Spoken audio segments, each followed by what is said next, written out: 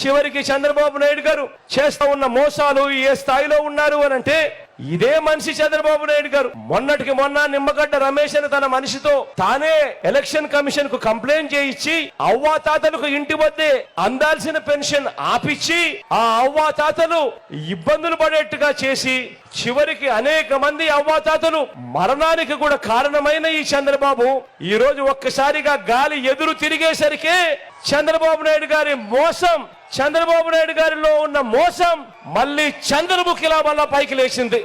ఊసిరి వెళ్ళి ఎన్నిసార్లు మారుస్తుందో రంగు నాకు తెలియదు కానీ చంద్రబాబు నాయుడు గారు మాత్రం ఊసిరి వెళ్ళి దాటిపోయి తాను ఇప్పుడు అంటాడు అధికారంలోకి వస్తే వాలంటీర్లకు 10,000 ఇస్తానని ప్రకటించాడు. చెప్తా ఉన్నా ఇదే చంద్రబాబు, అయ్యా నీ మోసాలు అందరికీ తెలిసినవే.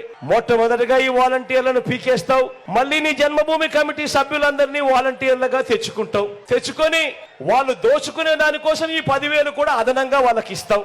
ఇది నువ్వు చెయ్యబోయే మోసపూరిత రాజకీయం అన్నది చిన్న పిల్లాడిని అడిగినా కూడా అందరికీ తెలుసు అని ఇదే పెద్ద మనిషి చంద్రబాబు నాయుడు గారి గురించి చెబుతూ, ఇదే చంద్రబాబు నాయుడు గారు తన బ్రతుకంతా కూడా అబద్ధాలే పునాదులుగా, మోసాలే అలవాటుగా, వెన్నుపోట్లే తన చరిత్రగా.